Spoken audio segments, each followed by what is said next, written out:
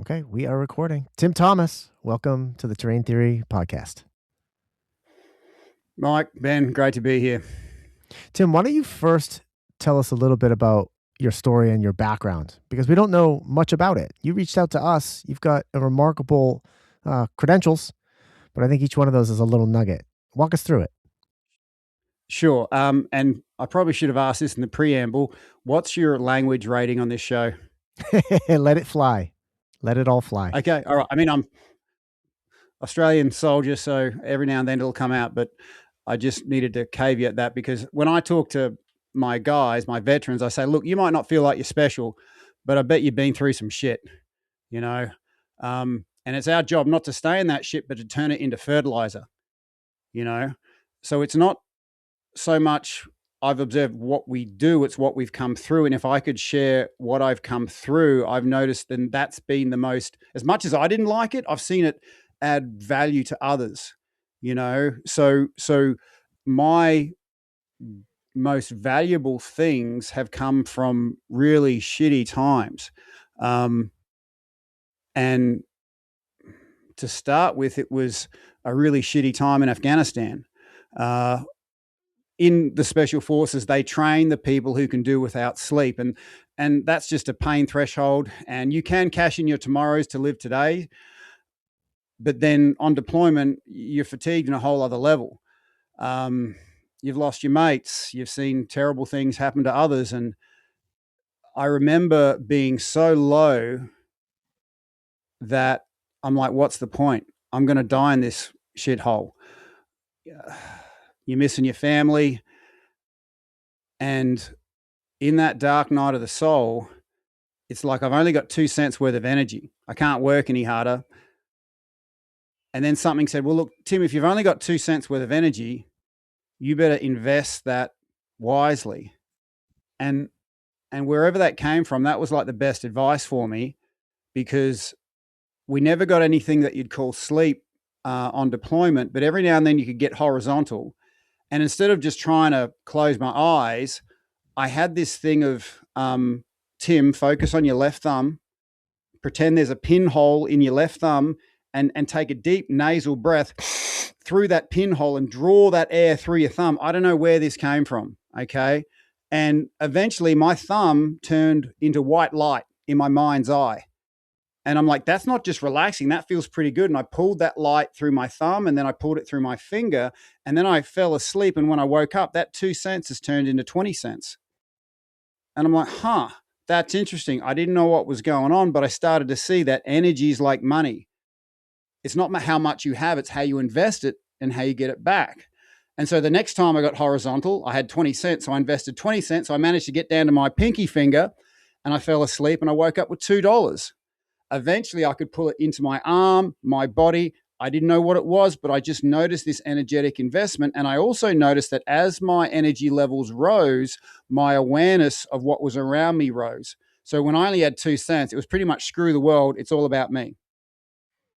But then as I started increasing my quality of sleep, because I couldn't have worked any harder, but I could sleep better. That was something that was within my control, and I couldn't go down the drugstore and get pills or anything. It was just my breath, the only thing I had, right? And I then got to this point where I'm pretty good as a this unit. I'm actually feeling pretty good. I realized I've got people around me. I'm in a team, and if they're having a bad day, I'm having a bad day. And even if I'm being completely selfish, my survivability goes up when the people around me are stronger. So I'm a pretty thick-skinned guy. It takes me a lot to learn a life lesson. And so in Afghanistan, I learned that when the person next to me is stronger, I'm stronger. And we all kind of know that in our heads, but to actually have it in your DNA is like a quantum shift. And so I thought, well, my breath work going to sleep, I didn't know it was breath work. My nighttime routine, if all I had to do was take a certain amount of breaths to make my team stronger, to make my survivability go up, would I do it? And I'm like, yeah, right. And from that, I got through to the deployment, got into the civilian world, and in 2011, I was about to kill a bloke. My time in the Special Forces ended a year earlier. The government wasn't paying me, so this would have been murder. And I didn't know I had PTSD. I didn't know, chronically high cortisol levels drives your hormones into the dirt, activates your amygdala, so you're in fight or flight. There's no prefrontal cortex working. There's no higher thinking. There's no, there's a better way. That's just you're hurting. Avoid the pain. Anything that causes you pain, you react to it. Every time I try to get close to my family, it honestly felt like I was hugging a cactus. Why was everyone doing well with life and I was, living a life of quiet desperation? And then my then wife said something to me that didn't make any sense. I call her my then wife, not my ex-wife, because it's a lot more. I stand for a positive future, and every time I said ex-wife, there's just all this negative stuff attached to it, right? She said, "You got to go see a psychologist." I'm like, that makes no sense. I don't know this guy. I certainly don't trust him, and I don't like talking about this stuff. So why would I want to do that? But what do I know? I'm going crazy here, apparently, right? So after I told this guy everything, look, and talking to this guy, you get that feeling that they're not just incompetent, they're completely apathetic.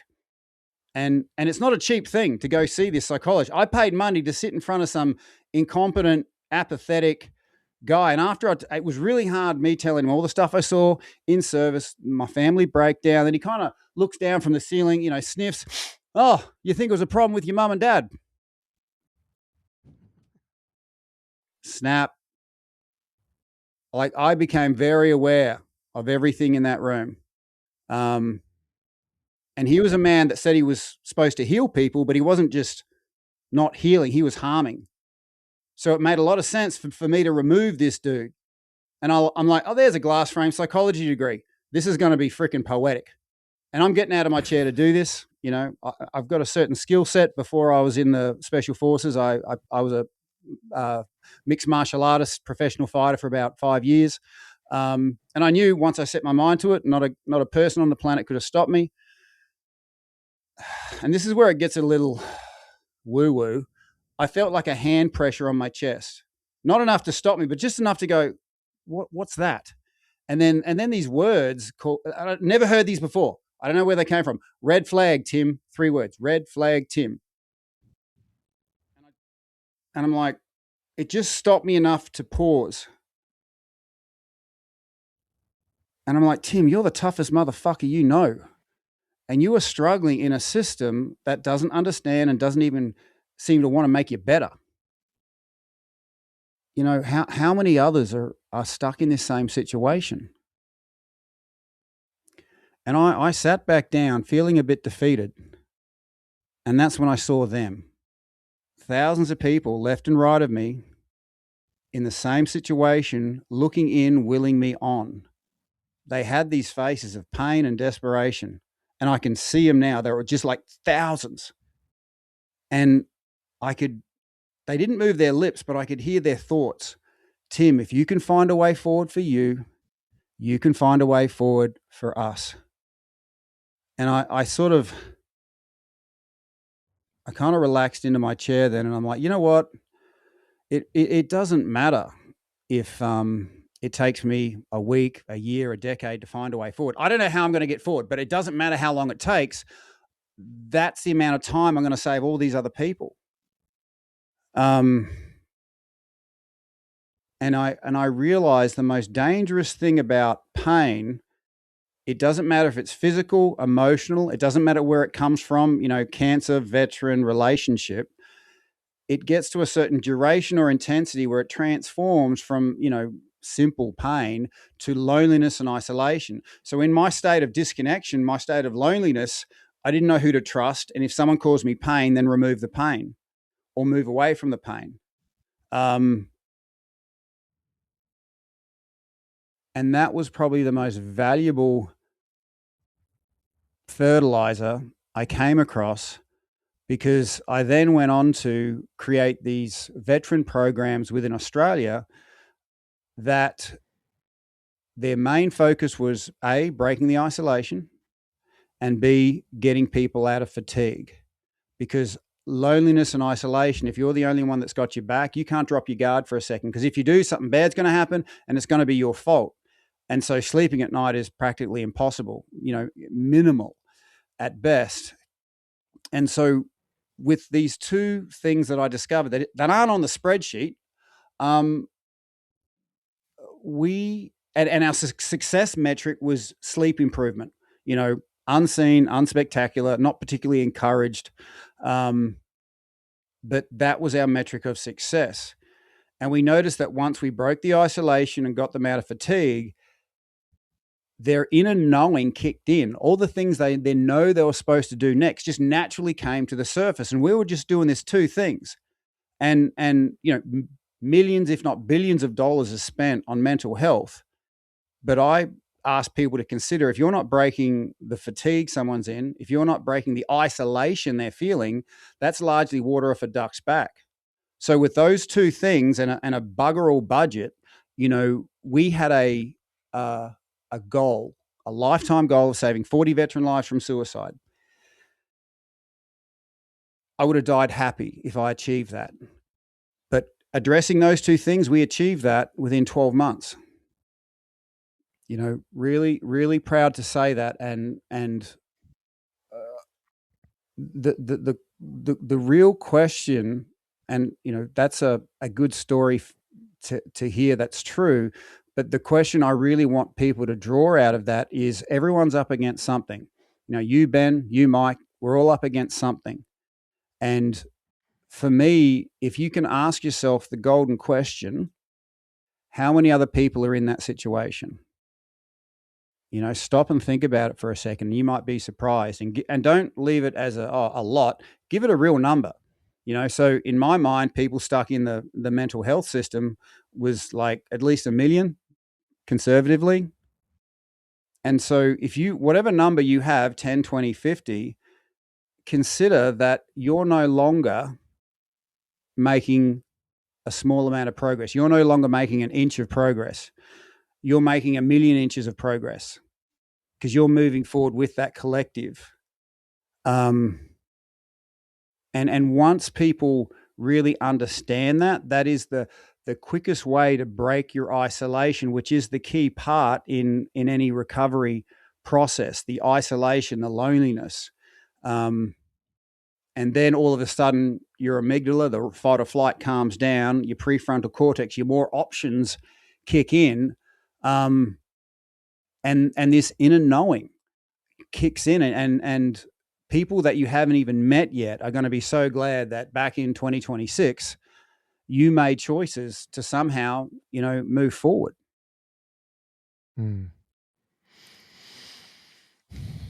Both of those issues, isolation and fatigue, obviously apply to more than just the veteran community.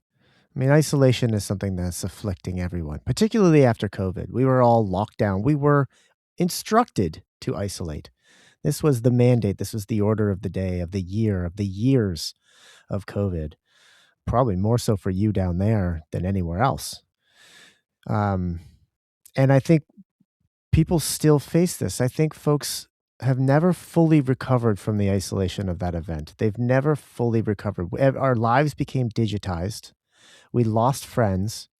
The ground was pulled from under us. We didn't gather around dinner tables. We couldn't convene in bars and watch music, live music. And I think we forgot how to do that. And many still carry the fear of gathering in public to this day, years later, 6 years later. So I want to know how did you encourage, what were the strategies that you created and employed among the veteran community to address that isolation and find reconnection and community? Excellent question. Ben,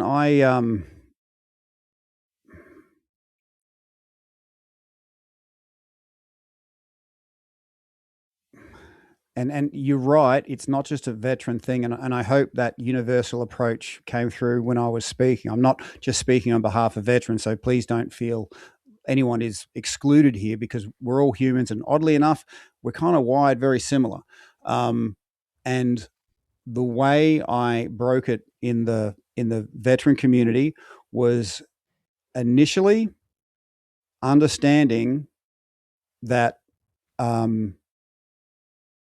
whatever you're up against, my pathway was the veteran pathway, but this can be, cancer, relationships, feeling lonely. There's not just other people in this space, but if you have the qualifications to then break their isolation.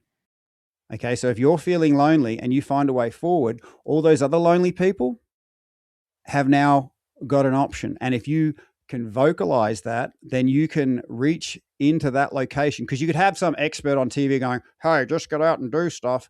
But if you actually have somebody who's lived it, spoke to it, reached people where they are and said, look, I can't say I'm ever going to help or change, but here's a few options you haven't heard of. And if you can be that living example of how to move forward, then your words can break the isolation. So the power of the spoken word I harnessed in these groups, and would have this particular group member articulating what it was like for them to get through or be in their scenario. And it was interesting when these truth bombs dropped, when this isolation broke, an interesting physiological response came out of the people in the audience. Their jaw would pop open like that. Okay. And that's very interesting. Our vagus nerve has 2 attachment points behind the jaw. So when people yawn, they're purging stuck, tight energy, right? But when they're like, wow, that person spoke the truth, and their jaw pops open, it's like there's some blockage becoming unstuck. And the circles I traveled in, you'd hear the words like, fuck, I thought I was the only one. And that was the beginning of the isolation being broken. And so understand whatever you're up against now, you've got that qualification. Doesn't matter, how many years someone studies, this is the power that you have to break someone else's isolation. Now, and it's one thing to say that, but what I've found and my observation, what I offer people to consider, that powerful connections inside of yourself lead to powerful connections outside of yourself.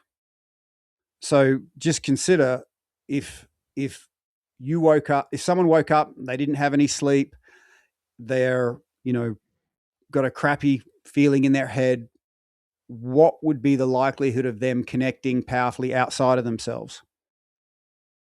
Or if someone, had really good night's sleep, they connected to their body. So my favorite thing in the morning, 3 words, mornings are mine. So I am totally invested in myself.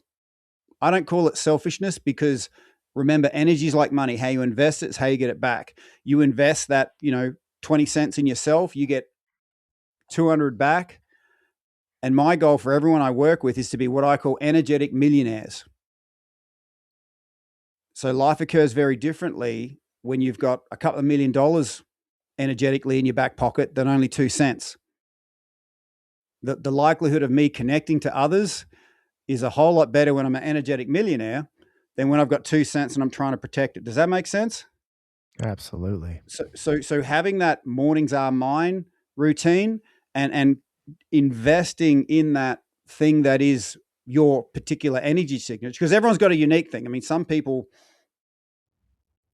like lifting, some people like running, some people like breathing, stretching, sunrise, these certain things. If you had a shares portfolio and you had like 3 shares giving you lots of return and 3 shares that were just taking from you, well, let's just keep investing in the ones that keep on giving me energy back. And to me, destiny is not mystic. It's almost like a spreadsheet. If you can observe in your own life, like, oh crap, there's all the things that, everyone told me I should be doing, but these things here, wow, that just gives me such a good energy return. And then all of a sudden it reaches this critical mass where you can be generous in your investment of those outside of you, because you're in touch with the source.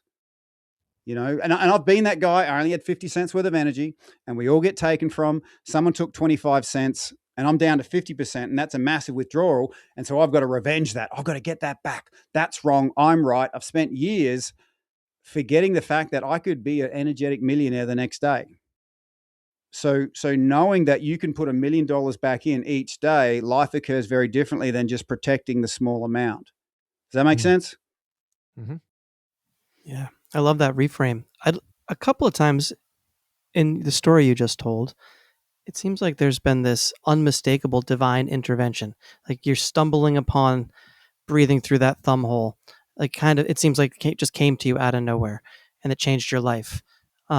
And then again in the psychologist's office where you told the story, the hand on your chest. Like, did you have much of a spiritual understanding or life up until that point, and do you now? And what role do you attribute your journey to something greater than yourself?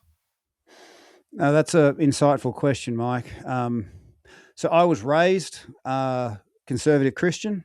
My father was a minister in the church. He worked with the Indigenous in Australia, and it was great growing up in that, with exposed to that culture. But also, I was exposed to, it was where I grew up was kind of like deep South Mississippi, a big racial divide. So there was the understanding that there was almost sides you got to pick from. And to me, the Indigenous had this unseen connection that was very tangible. And the white guys said, yeah, I go to church and I'll worship what I call the spirit, but it didn't seem to show up in their life. So I've since, I've done my plant-based medicines experiments, and I've seen that there is something that if you truly empty yourself, it'll flow through you like a river. But in this particular form I'm in, I like to hang on to certain blockages. All right. And often those blockages define me. Like, I'm right, you're wrong, I'm going to get that back. And the second I let that go, I understand there's a few things that a wise man once said. Lo, I stand at the door and knock. And I never knew what that was until I'm trying to get into like every morning I'm on my roof because it's the only time I can see the sunrise, and I can get that particular frequency of light through my eyes. It hits my suprachiasmatic nucleus. It brings all my circadian rhythms in sync. The sunlight hits my skin, creates a particular kind of water that allows my body to be like a superconductor. And when I'm in that state, I like to sort of, connect to spirit. But then there's some mother trucker that pissed me off last week, and that's the spirit knocking, like a doctor feeling over your body, and you're like, oh, don't touch me there, and this is where you need healing. And it's not the other person, it's me willingly holding on to something. And once I actually get that, and I see how patient the spirit has been, just gently knocking at the door, not forcing it. And when I open that door and I literally feel part of my body relaxing, and I can feel that reconnection to who we really are, it's a gush moment. Like these things start coming down. And I know I'm going to have a good day when that happens.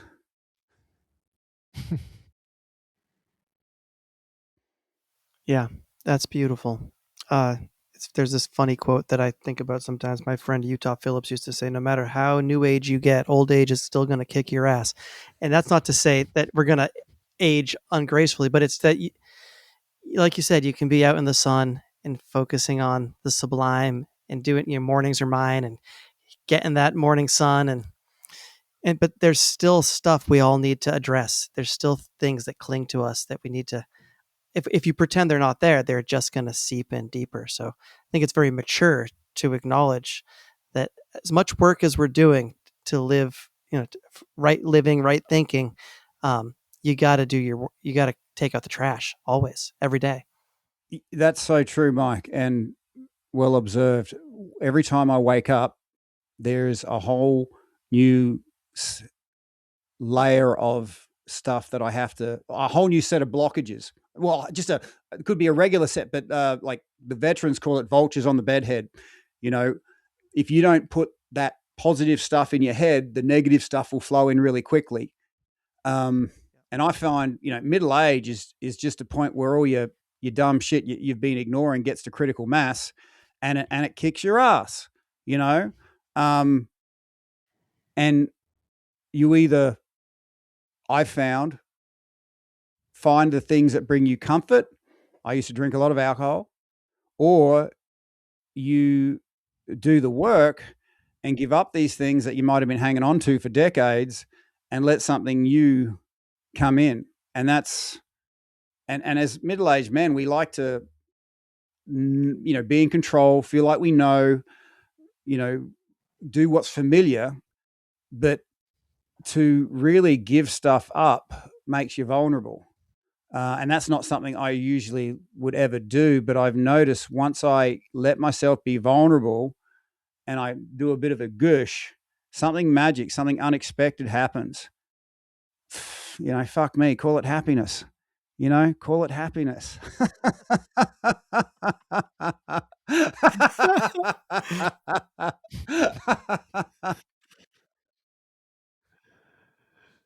Amen.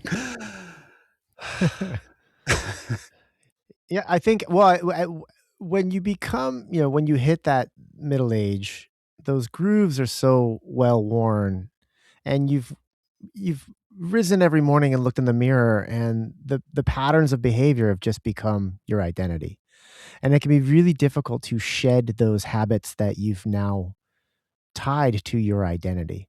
I drink on a Thursday night. I start my drinking on a Wednesday night. I have a few more on a Thursday. Then it's Friday, it's Saturday. I go out every one of those nights. I wake up and I'm hungover. And then I just start the process all over again. These patterns of behavior, these habits become your identity. And it's no small thing to shed them one at a time, two at a time, three at a time.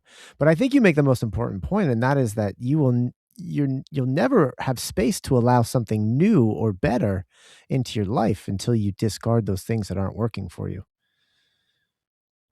Well, I love the title of your show, and I I do see this as the territory, and the way I've been saying it before I saw your show's title was "We are what we marinate in," Mm. and our brain is an energy conserving organism, but our body is an energy generating organism.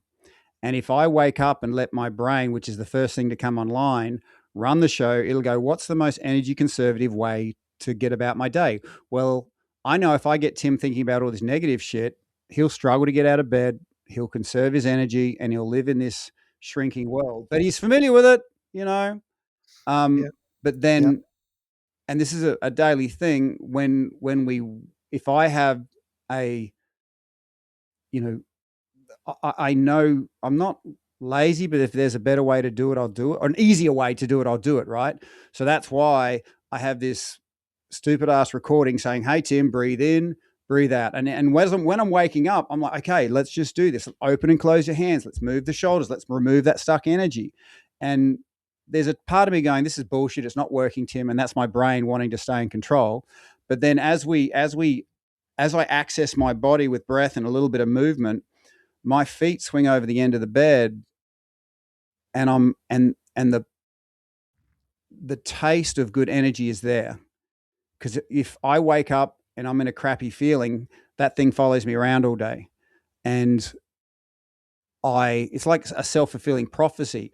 When I wake up feeling crappy, I have crappy interactions. People seem crappy, because I'm just flicking my crap at them. But if I'm in a state where I'm internally powerfully connected, I've noticed that the tipping point when I've got the right amount of energy is when people become generous, and that becomes a natural thing. You can be giving without attaching anything to it, and I'll own this. So it sounds like a, and it was a good thing how we saved 40 veteran lives within a year.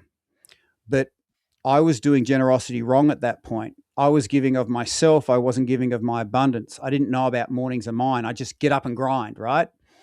Um, Mm. and what nobody knew is every 6 or 7 weeks, as much as I was doing, excellent work, I had to wipe myself off drunk for 3 days because I was just in a adequate energetic state.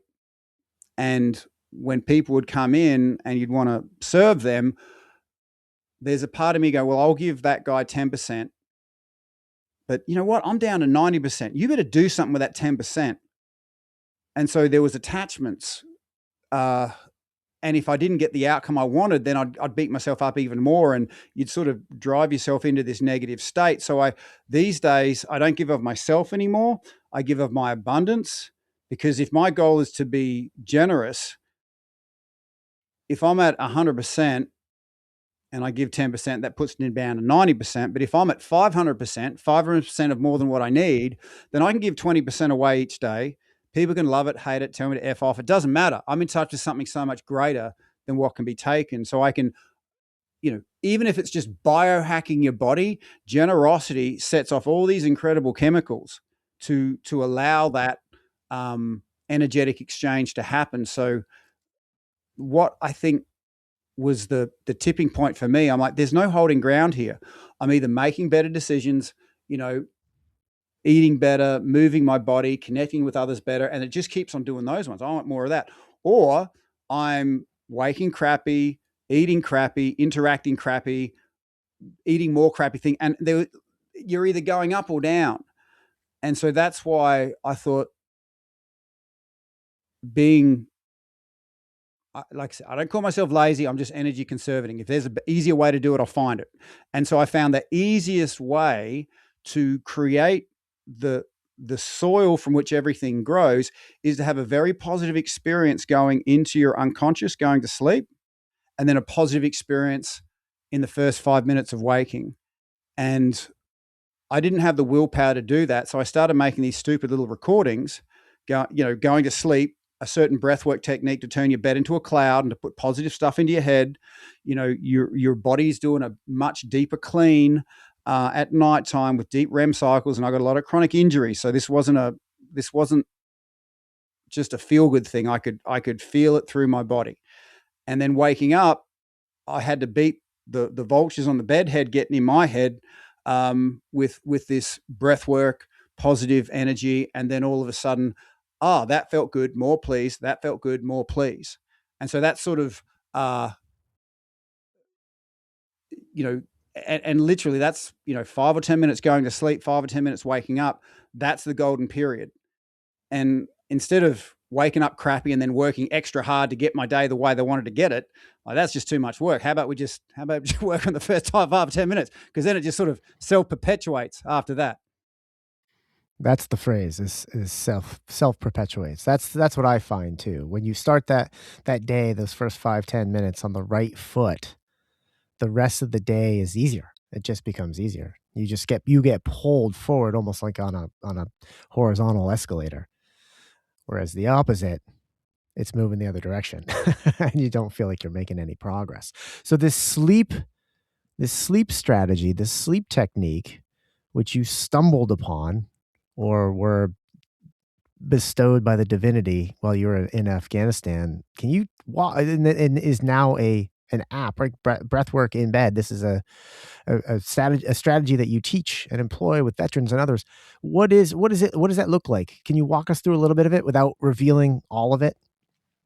Look, you have to understand, when people are tired, they don't want to say, hey, do these half a dozen things before you go to sleep. You fucking kidding me? I'm doing so much. I'm already tired, right? So the genius behind what I do isn't so much the breath work. It's the fact that it falls out of your phone exactly when you need it. So all you have to do is hit the button. Okay. So I've made it to be super simple. You just tell it when you want to sleep, and we take care of the rest. So it meets you where you are. So you just go, yeah, boop, boop. Oh, there's a voice going, and I'll do that. And then all of a sudden the magic happens, bed's into a cloud, and I'm, sleeping better. So it's I'm it's sleep is talked about so much. You got to sleep, you got to sleep, but not many people are saying, here's how to access it. And the people that really need it are really tired, and they want a simple way to access it. So I've made the Breathwork in Bed app simple access. You know, it doesn't even cost you anything for the first 28 days. You know, my gift to you. What people need to understand is your body was made incredibly powerful. And the current economy we're in doesn't want you to see how powerful it is. So I call the current economy the economy of dysfunction. Okay. And when we're fatigued, we actually think that, oh, for me to feel good, I've got to have all this crap outside my body. Consider the possibility that you're the person that can alter your state. You can make yourself feel good, feel high, feel loved. And when you get into this stuff, you realize, man, I don't have a set of lungs. I've got a medicine cabinet in here with a lot of different shelves. And what the app does is get your breath work to a medicinal point. Okay, we're all breathing right now, but if you've got something that you're like say you got a headache, do you guys have Panadol or aspirin over there? Mm-hmm. Aspirin. Aspirin. Okay, so imagine if you had a headache and you go, well, aspirin will solve that, and you pick it up, lick it, and put it away. So breath work needs to have a certain medicinal exposure, and that's why for me it needs to be guided to get you into that space. You know, Ben and Mike, if you're open to it, look, everything I do has to pass a P test. All right, 3 Ps. It's got to be powerful, positive, and permanent. And permanency is the most important thing to me, because I don't want to hear a talk fest. I want something that I can take home that night. And if we, as presenters, healers, say we care about people, we can't just say, we've had a good show, see you later. We've got to care about them tomorrow, next week, next year. So I would love to give you a tangible experience for your own self, but also for your listeners. And if you take one thing away, you've got this experience under your belt, then you're going to have permanent access after this. Would you like to experience my party trick of complete body relaxation in 3 breaths? Absolutely. Yeah, let's go. Okay. All right. So sitting comfortably in your chair, and everything's always permission based. Okay. We invite this into our bodies. And so 3 really simple questions. Do you give permission to your own breath to make every cell in your body feel really, really good? Yes. Yes. Awesome. Do you give permission to your breath to make your conscious thinking mind feel really, really good? Yes. Yes. Awesome. That was easy. Last question. Do you give permission to your unconscious mind to feel really, really good with your breath? Yes. Yes. Fantastic. Now, all we're going to do is breathe in, and then breathe in more. Breathe in, more. In. Now hold it and wriggle your shoulders. Wriggle your shoulders. Wriggle. Move your shoulders, Mike. I can see you from Australia. And then let it out with a sigh.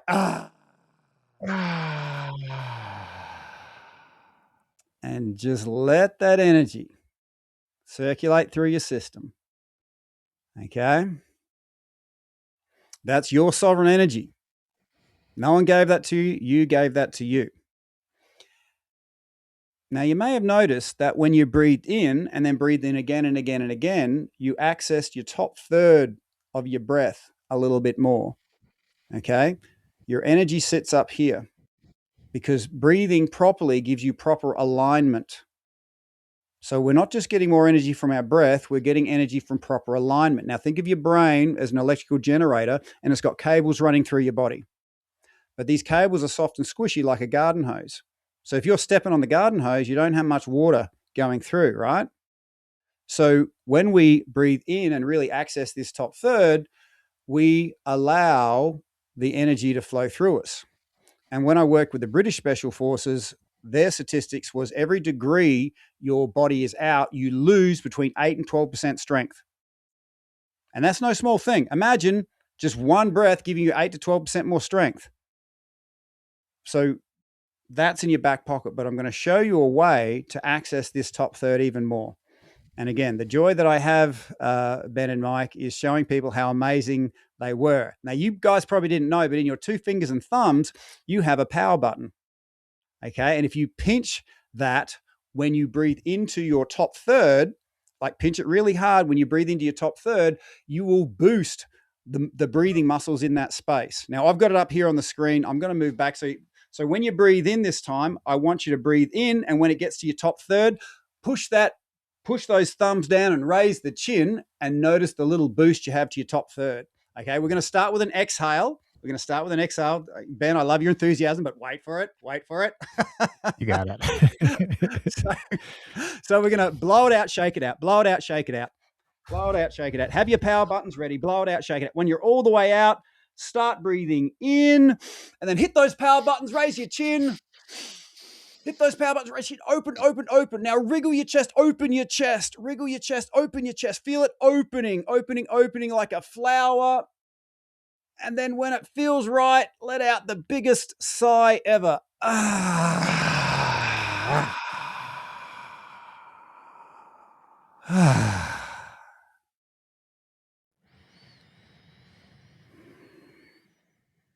And that is your sovereign energy. This might have been the first breath you've taken, the first time you've experienced something that often people chase elsewhere. People take all sorts of substances, travel to different countries to have what we can give ourselves in a few short breaths. Okay? And this top third, I call it the breath of possibility. Because if you look at my structure, when I get the weight of the world on my shoulders, I hunch over. Things are impossible in this state. I'm not just not breathing, I'm stepping on my own power cables. But then when I breathe properly, more energy, more options. Okay, so the takeaway I want people to have is from this day onwards, you've got these little power buttons.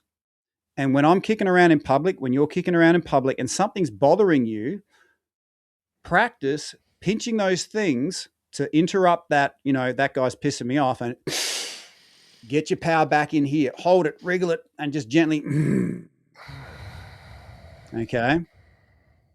So if you like, I'm just going to invite you to do a little activity here. So we're going to go beyond the physiology. We're going to go into the mind and how the physiology helps clear these blockages. So remember, our connection is as powerful as we are blocked. So I'm going to show you a little way to use this technique to remove a little blockage. So what we're going to do is exactly what we did. We're going to blow it out and hold, and we're going to let something that's we're going to lift a light weight right now, mildly annoying. Okay. Once that thing that's mildly annoying in your head, I want you to hit your power buttons, mouth closed, and then double the speed of your inhale, like really. And I want you to picture sucking air over your sinuses through the back of your head. Okay. Displacing that thought that is pissing you off. Okay. Remember, light. We're going light here. So mildly annoying. Okay. Exhaling, wait for that mildly annoying thing, and then snort it out, and then wriggle it out of your body, wriggle it out of your body, wriggle it out of your body. And when you feel like you can't stop the sigh, nice big sigh. Does that make sense? Yeah. I'll be right here with you. Blow it out, shake it out, blow it out, shake it out, out. Blow it out, shake it out, out. Push it out, push it out, push it out, push it out. When you're all the way out, hold and wait for something that's mildly annoying. And when it's in your head, hit those power buttons, suck through your nose and blow it out the back of your head. Okay, now shake it out of your body, shake it out of your body. Push it to the surface, push it to the surface. Feel like it's coming up the side of your neck like yawn juice. Feel like that yawn juice is coming up. And then when you're ready, sigh it out with a...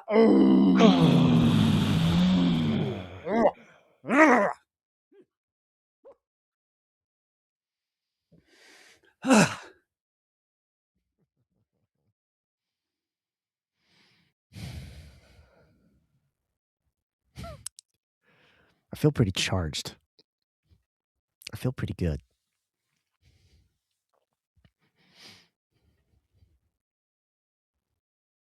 Yeah. Like you said, I want more. Yeah, I want more. Yeah, that's the front of house taste tester. If you want a full buffet, download the Breathwork in Bed app. You'll get it twice a day. But look, the high tech part isn't the app; it's our breath. And what I want you and everybody listening to this is just how rapidly we can bring ourselves back into alignment. Mm. This is our PowerPoint, and how are you guys feeling after? What was it like for you to think of something mildly annoying and then use your breath to and body to shake it out? Mike, you go first. Yeah, it just immediately puts things in perspective, right? Simple, but you're not able to do it with cognition. You have to sort of do it through a physical process.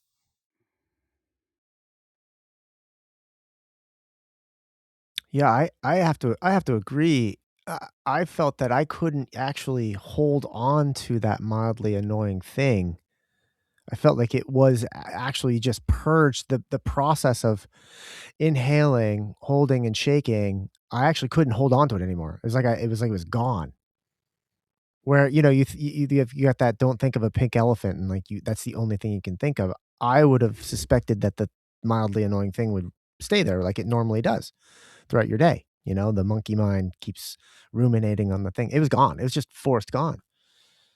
I didn't actually have control over it. I don't know that I could have hung on to it if I willed it to be remaining in my head. I think like the process just purged it. Well, I'm really glad to hear that, Ben and Mike, and consider you've now got that for the rest of your life. Okay. Because before I knew these things would annoy me. I'd get by. It'd be just an extra gravel in the backpack, handful here, handful there. And at the end of the day, I had to drink half a carton of grog before I spoke to my then wife. So consider that now you've got this windscreen wiper as you're driving forward, and you can access this whenever you like, however you like. Your breath is going to be your best friend, your closest ally, your power in your corner. Um, and you don't hear about this sort of stuff because no one's making money from this.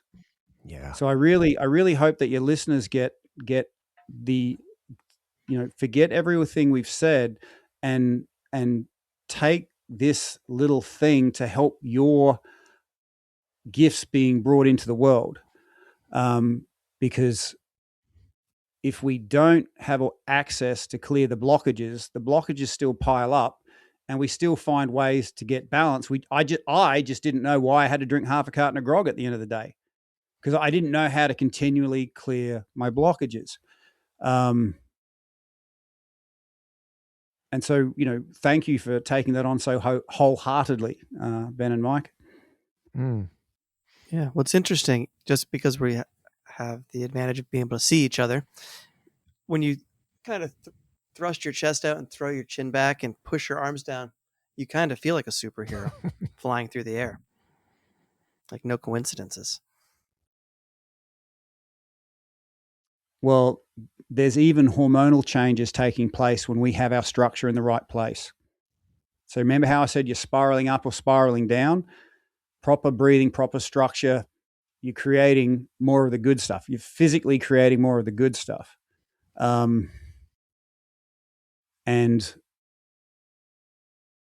I mean, imagine before you leave the house, you could give yourself all the good feelings, all the peace, the power, the self love. And so you're going into your day as an energetic millionaire, happy to be generous. And I love owning stuff, but that car, that house, that relationship isn't going to do for me what I could do for myself. But if I'm in a position of fatigue, I believe dumb shit a whole lot more easily. When I'm fatigued, I'm looking for answers, and the answers that are available in the consumer society is, well, if you're feeling bad, you just need this, you just need this, you just need this. And when I'm talking to my corporates, I'm very performance based. This sort of work isn't just for sitting on a rooftop drinking tofu. Um, it's it's I describe it to my corporate clients like this. Think of the performance like a pyramid. Top of the pyramid, you're making bank, you're hitting your targets. Everyone sees that, everyone acknowledges that. But then the bottom of the pyramid is your rest, recovery, and healing art forms, your ability to restore yourself. And the top is relative to the bottom. And it's possible to cash in your tomorrows to live today. It's kind of societally accepted. But if you can be the person that knows how to sleep properly, knows how to restore properly, knows how to clear yourself through the day, then that bottom of the pyramid, you don't age like other people age. You just don't.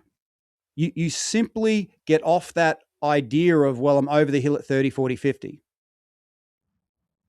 So understanding that, and the bottom of the pyramid is unseen, not recognized, kind of boring, but it's another energetic system. So think of another way to put it is a tree has its branches in the sun and it creates energy, feels good. But imagine if that tree always had its branches in the sun, there was no daylight, there was no nighttime. Eventually, it would feel fried, burnt out. But then the root system of the tree is another form of energy generation. And the two are linked, okay? As energy is created from the roots, it goes into the leaves, leaves into the roots. It goes back and forth. But us in the modern Western world, we just think, let's stick to what we see. Let's work really hard and get dopamine because it feels good. Dopamine feels good. But too much of that stuff burns you out. Going back into your roots, creating the serotonin, the sense of satisfaction and satiation, that's unseen, unknown. Not many people acknowledge you for it. It's the internal world. But the two are so innately connected, and no one's going to point out your root system, your unseen parts, unless you see it yourself. And it wasn't until I hit up against all these problems that I started becoming aware of the power that's underneath it. And then I'm like, well, I've got to do what I can in my lifetime to highlight the power inside of people that this world doesn't often highlight. I would agree with that. Mike and I talk a lot about the education system and what the next generation learns, what our children. Both Mike and I are fathers, and we think a lot about what our kids are learning in the system, from media, from the teachers at school, and it's none of these things. What we consider now, having been on this journey for going into 5 years, critical information. This is the manual for the human being that we should be handed at birth. And all of this information just seems to be omitted from those first 18 years of life. You're lucky if you brush up against a little bit of breath work and a little bit of meditation. And it's often because a parent has to pursue it actively as an extracurricular.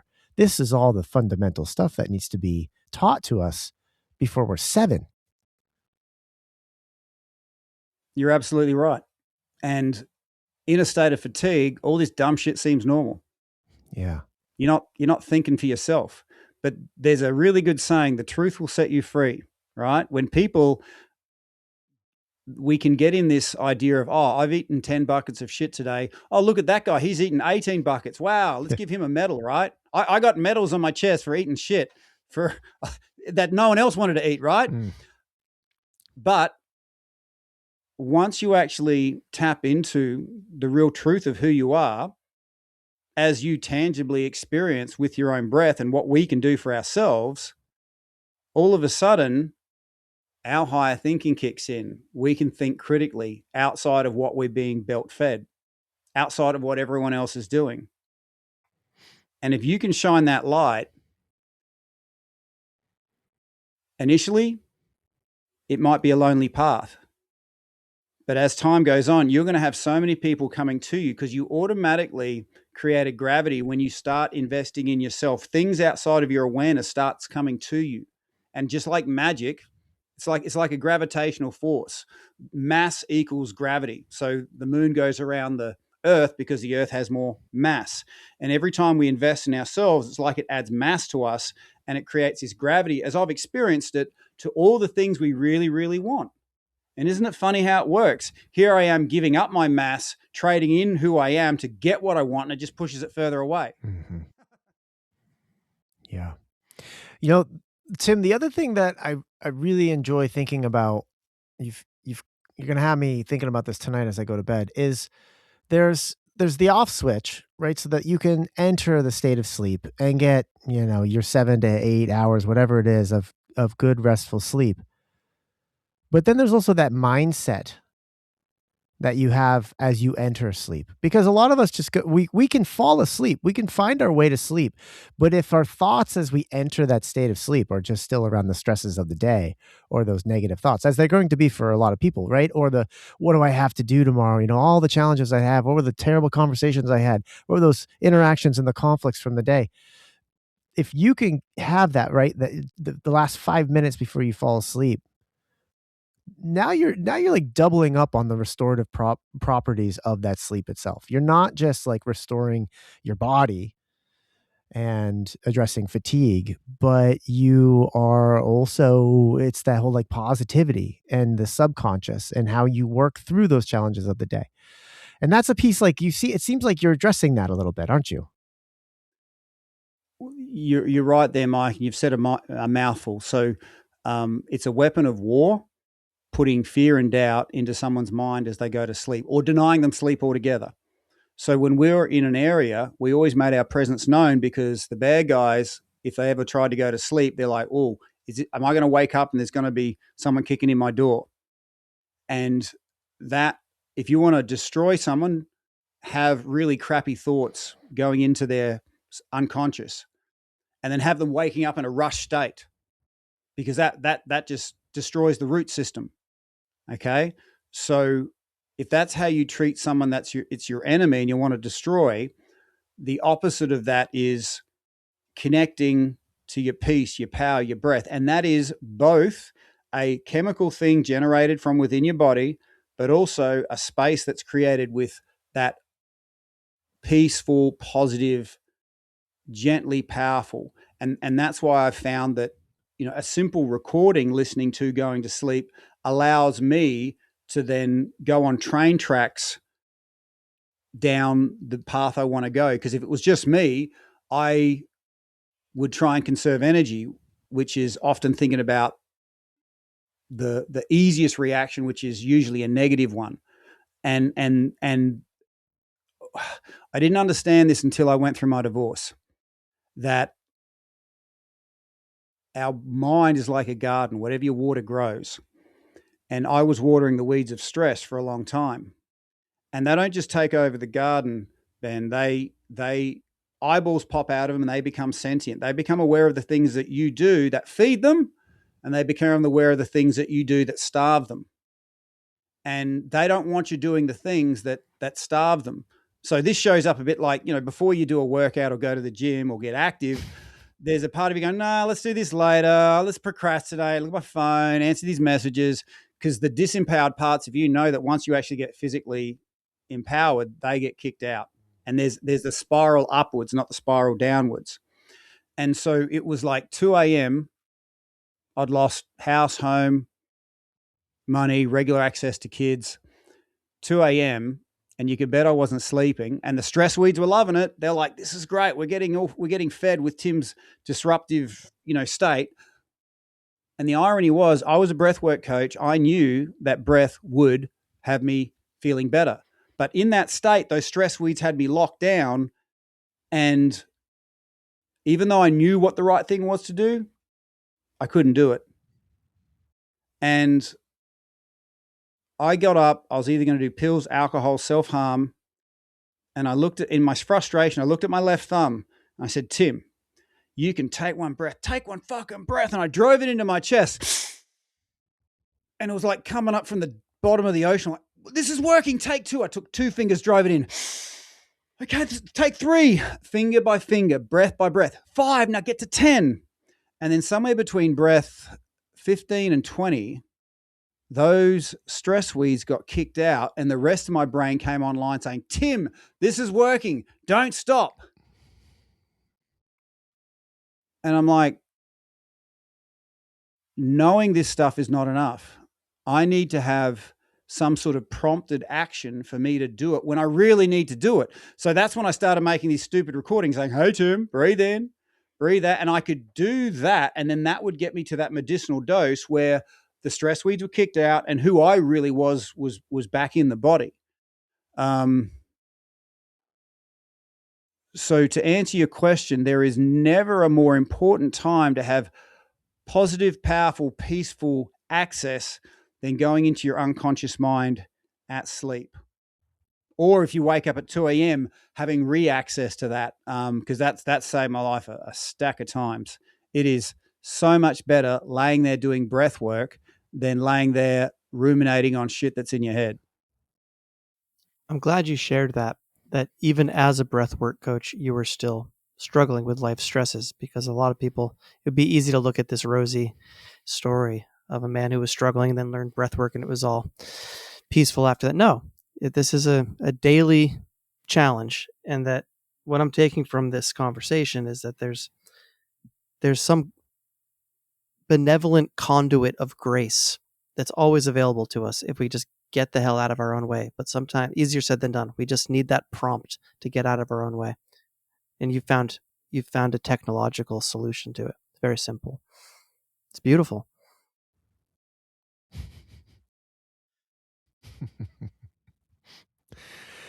And you're right. You know, it's one thing to talk about this sort of stuff from our rose-colored glasses, but I feel like I've been blessed with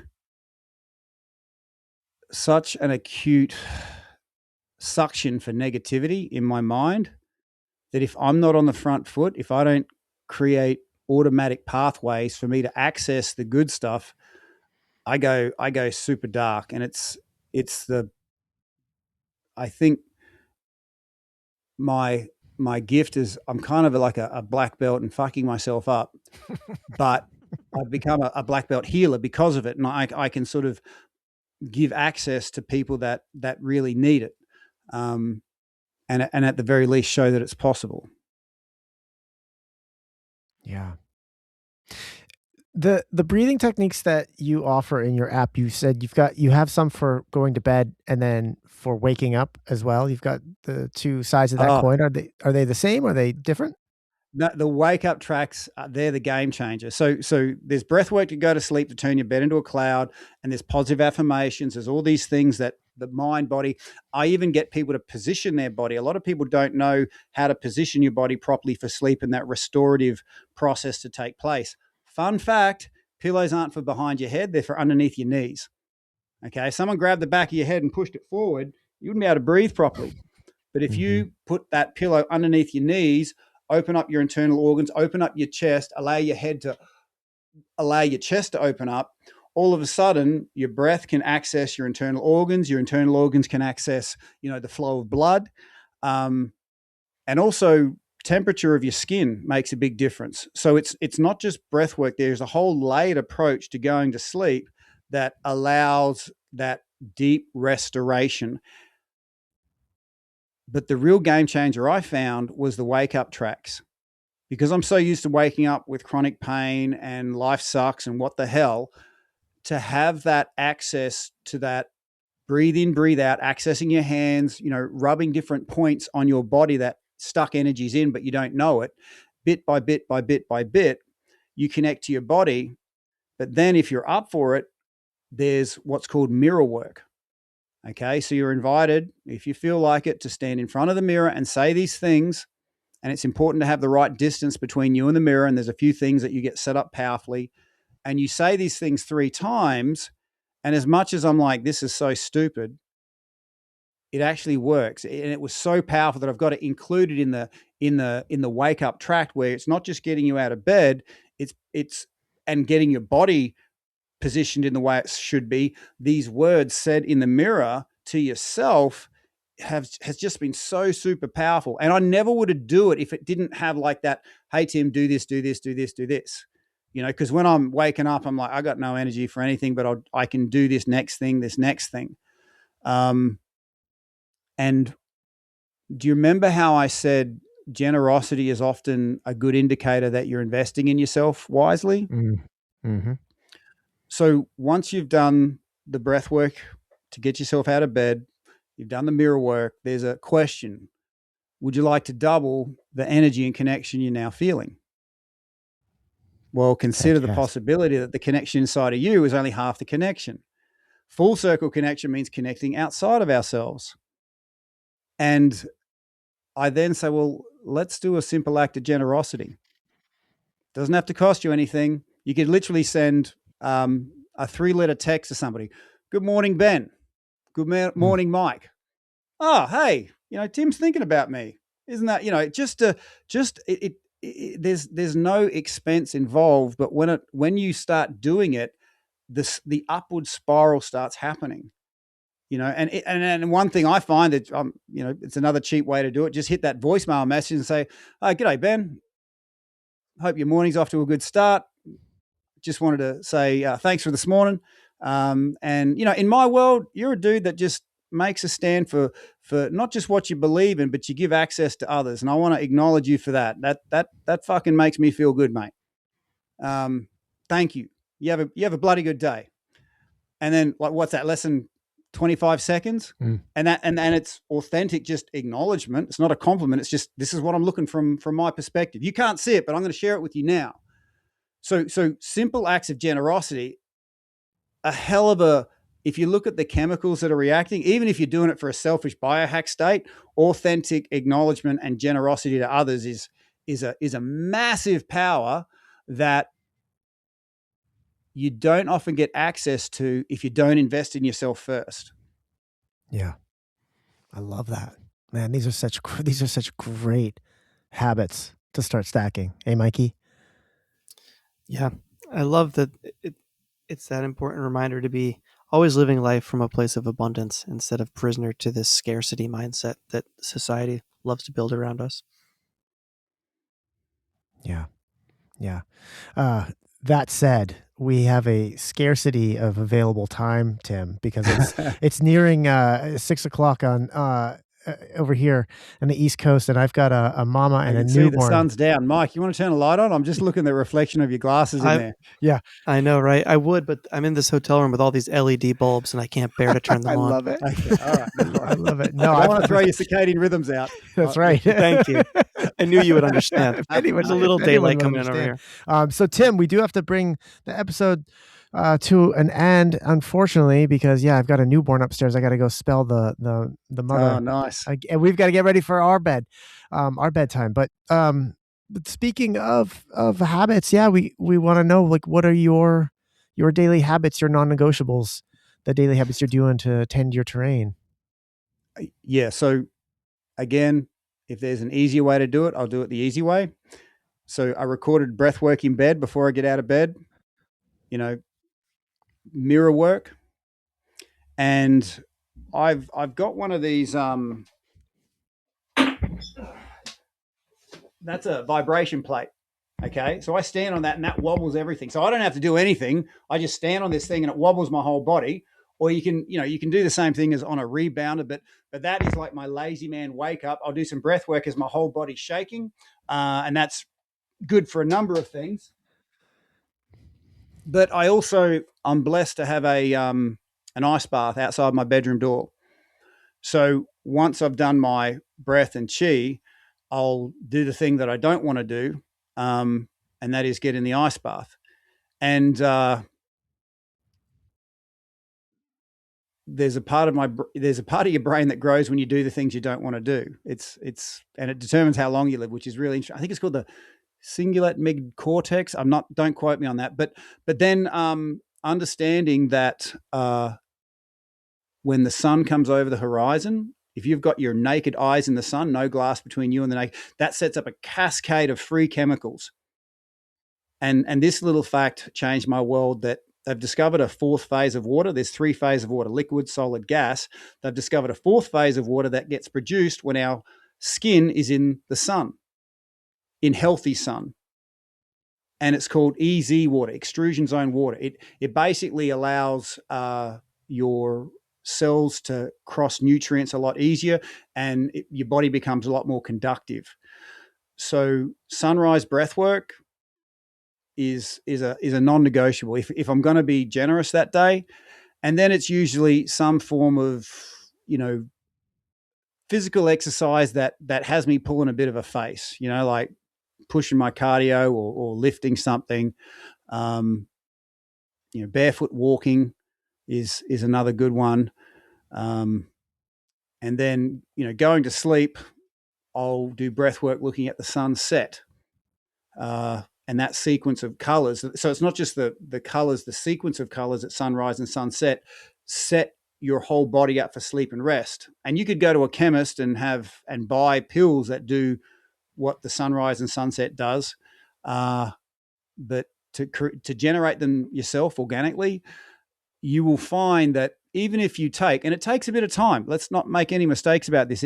Mornings are mine. I have to dedicate 1 to 2 hours to do this, but I can do in 6 hours what most people couldn't do in 10. So again, when I'm talking to my corporates, think of these activities that you're investing in yourself, even though it has nothing to do with what you want to achieve. Think of it like a bow for the arrow. Okay. You draw that bow back so you can hit your targets harder and further away. And if you were just the arrow, like our mind is like the tip of the arrow, you're like, man, this makes no sense. I'm going further away from the target.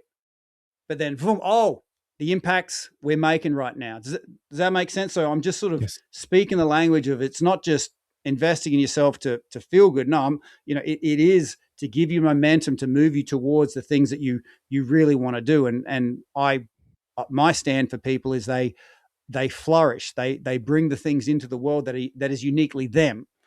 I can't do what you do, but if I can help you sleep better, then you'll be bringing your gifts into the world.